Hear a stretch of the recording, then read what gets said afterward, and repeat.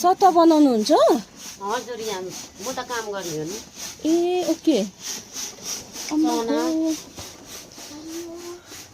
कहाँ सप्लाई गर्नुहुन्छ तपाईँहरू?